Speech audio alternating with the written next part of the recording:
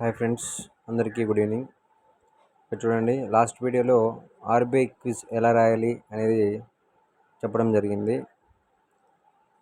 ఇప్పుడు RBI quiz ఎవరైతే attempt చేస్తుంటారో వాళ్ళకి వాళ్ళ ఆన్లైన్ సర్టిఫికేట్ అనేది ప్రొవైడ్ చేయడం జరుగుతుంది. సో అది మనం డైరెక్ట్ మన మెయిల్ వచ్చేస్తుంది అనమాట. వాళ్ళే మనకి ఎగ్జామ్ డేట్స్ అయిపోయాయి కాబట్టి ఇప్పుడు ఎవరెవరైతే ఎగ్జామ్ అటెంప్ట్ చేశారో వాళ్ళకి డే వైజ్ సర్టిఫికేట్స్ ప్రొవైడ్ చేస్తున్నారు. సో మన ఈమెయిల్లో ఆ సర్టిఫికేట్స్ అనేవి ఈ రోజు నుంచి రావడం జరుగుతున్నాయి. ముందుగా మీరు దానికి చేయాల్సినది పని ఏమంటే, మెయిల్ ఓపెన్ చేసి ఫస్ట్ పేజ్ రీఫ్రెష్ చేసుకోండి.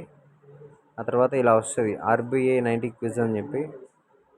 దాన్ని క్లిక్ చేస్తే ఇక్కడ చూడండి, ఇలా చూపిస్తుంది. ఇక్కడ కింద డౌన్లోడ్ ఆప్షన్ ఉంది కదా, దాని మీద క్లిక్ చేస్తే డౌన్లోడ్ అయిపోతుంది.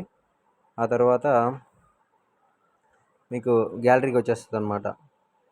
గూగుల్ డ్రైవ్ ఏదైతే గూగుల్ డ్రైవ్ ఉంటుందో దానికి వచ్చేస్తుంది అనమాట. ఓకే, సో ఇది అన్నమాట.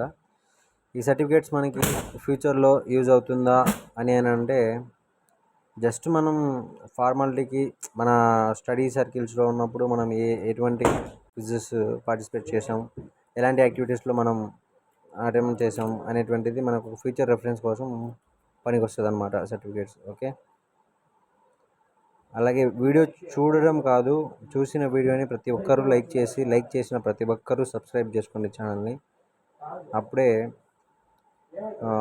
నేను వీడియో చేసిన వీడియోకి నాకు సాటిస్ఫాక్షన్ ఉంటుంది. సో మీకు ఏదైనా డౌట్స్ ఉన్నా కానీ సొల్యూషన్స్ అనేది కూడా మీకు దొరకడం జరుగుతుంది. Okay, thank you guys.